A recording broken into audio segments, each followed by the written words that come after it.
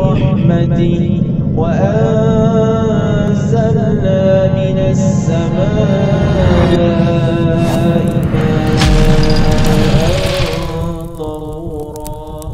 Bismillahirrahmanirrahim. Alhamdulillahirrabbilalamin. Wassalatu wassalamu ala ashrafil anbiya'i wal mursalin wa ala alihi wa sahbihi ajma'in. Allahumma alimna ma jahilna anfa'na bima 'allamtana warzuqna ilman nafi'an ya rabbal alamin. Rabbi shrah li sadri wa yassir li amri wahlul 'uqdatam min lisani yafqahu qawli. Tsumma ma ba'd, uhayyikum jami'an bi tahiyatil Islam. Assalamualaikum warahmatullahi wabarakatuh.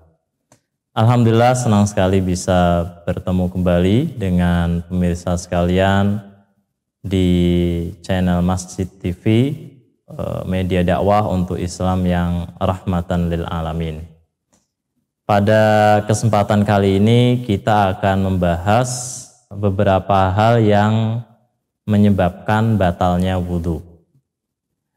Para ikhwan dan akhwat sekalian, para ulama sepakat bahwa buang air kecil dan besar, kemudian buang angin, keluar madhi dan wadi itu menyebabkan batalnya wudhu. Demikian juga dengan keluarnya mani yang membatalkan wudhu dan mewajibkan mandi besar. Apa dalilnya? Hal ini berdasarkan firman Allah Subhanahu wa taala di dalam Quran surat An-Nisa ayat 43, auja ahadum minkum minal ghaiti, yang artinya atau salah satu dari kalian datang dari tempat buang air atau seperti kamar mandi.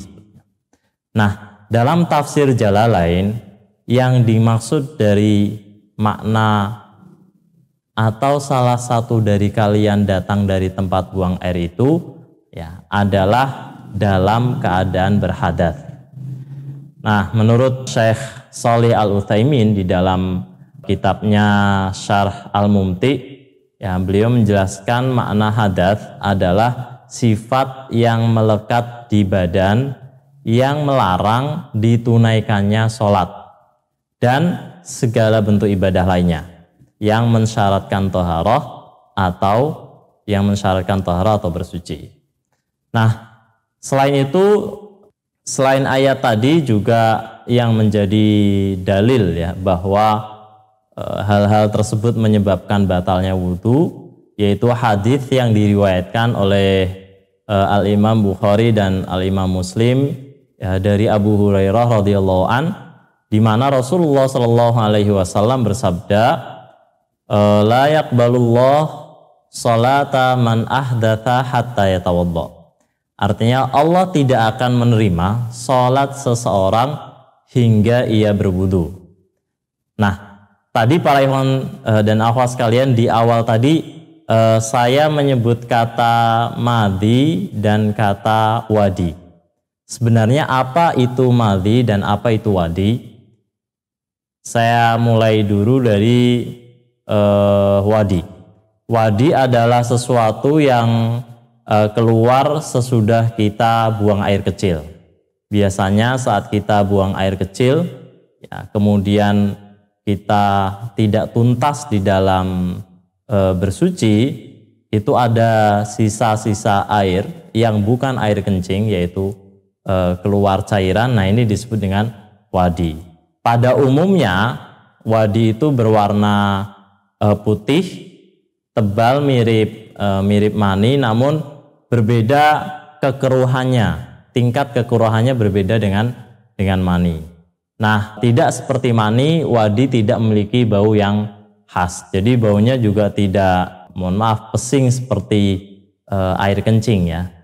Nah, kemudian madi. Apa itu madi? Madi adalah cairan berwarna putih, kemudian tipis atau dia tidak lengket, tidak kental juga, dan tidak berbau seperti bau mani.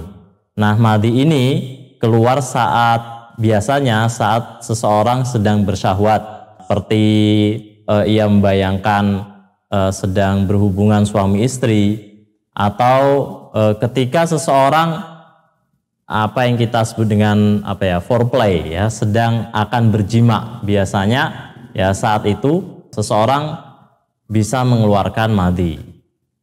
Berbeda dengan mani, ya, keluarnya madhi ini tidak menyebabkan lemas dan terkadang keluar tanpa terasa. Nah, baik laki-laki atau perempuan, ya keduanya sama-sama bisa memiliki atau mengeluarkan madhi. Para ikhwan dan akhwat sekalian, seperti yang saya sebutkan tadi di awal, baik madhi, wadi ataupun mani semuanya sama-sama membatalkan wudhu. Bila madhi dan wadi itu mengharuskan seseorang untuk wudhu dan tidak mengharuskannya untuk mandi junub, ya, dan keduanya juga merupakan sesuatu yang najis, sedangkan mani itu membatalkan wudhu. Perhatikan, mani membatalkan wudhu dan mengharuskan seseorang untuk mandi junub. Jadi tidak cukup hanya dengan berwudhu ya untuk seseorang bisa suci dari mengeluarkan mani. Nah, apa sih dalil yang menjelaskan bahwa keluarnya madhi itu menyebabkan batalnya wudhu? Dalilnya yakni hadis yang diriwayatkan oleh Al-Imam Bukhari dan Al-Imam Muslim dari Ali bin Abi Thalib radhiyallahu an, di mana Ali bin Abi Thalib suatu ketika berkata seperti ini, kuntu rojulan madzaan, ya, aku ini laki-laki yang bermadhi atau sering keluar madhi. Wa kuntu astahi an as'alan Nabi sallallahu alaihi wasallam. Tapi aku malu kalau bertanya kepada Nabi sallallahu alaihi wasallam ya tentang hukum madhi ini atau tentang keadaanku yang sering keluar madhi. Limakan ibnatihi, karena ada kedudukan anaknya yaitu Fatimah yang ada di sisiku. Sebagaimana kita tahu, Fatimah adalah putri baginda Rasulullah SAW dan yang merupakan istri ya dari Ali bin Abi Thalib radhiyallahu an.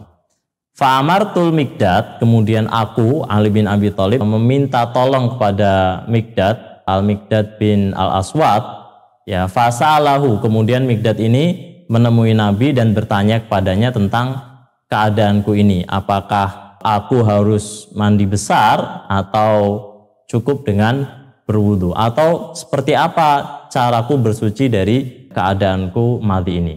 Faqala Nabi sallallahu alaihi wasallam, kemudian Nabi sallallahu alaihi wasallam bersabda, yaghsilu dzakarahu wa yatawadda. Jadi cara bersuci dari madhi ini cukup ya, ia mencuci kemaluannya, kemudian perintahkanlah ia untuk berwudu. Nah, ini bersuci dari madhi. Sedangkan wadi itu membatalkan wudhu berdasarkan athar yang diriwayatkan oleh Al-Imam Al-Baihaqi dari Ibnu Abbas radhiyallahu an, di mana Ibnu Abbas mengatakan mengenai mani, kurang lebih seperti itu terjemahannya, madhi dan wadi, adapun mani maka diharuskan untuk mandi. Nah, sedangkan wadi dan madhi, Ibnu Abbas mengatakan cucilah kemaluanmu, lantas berwudulah sebagaimana wudumu untuk sholat. Jadi di dalam athar ini Ibnu Abbas radhiyallahu an menyamakan hukum madhi dengan hukum wadi. Artinya sama-sama membatalkan wudhu, dan cara kita bersuci ya dari madhi dan wadi adalah dengan mencuci kemaluan, kemudian kita berwudu. Nah, inilah para ikhwan dan akhwat sekalian beberapa keadaan yang menyebabkan batalnya wudu, yang ini disepakati oleh para ulama. Tapi masih ada lagi sebenarnya keadaan-keadaan lain yang juga dapat membatalkan wudu. Hanya saja para ulama berbeda pandangan apakah keadaan-keadaan itu membatalkan wudu atau tidak. Namun tidak kita bahas pada sesi kali ini, dan insya Allah akan kita bahas pada sesi selanjutnya. Barakallahu fikum, semoga bermanfaat bagi ikhwan dan akhwat sekalian. Hadanallahu wa iyyakum wa alafu minkum. Wallahu a'lam bishawab. Subhanakallahumma wa bihamdika asyhadu an la ilaha illa anta astaghfiruka wa atubu ilaik. Assalamualaikum warahmatullahi wabarakatuh. Baina yaday rahmati wa anzalna minas samaa'i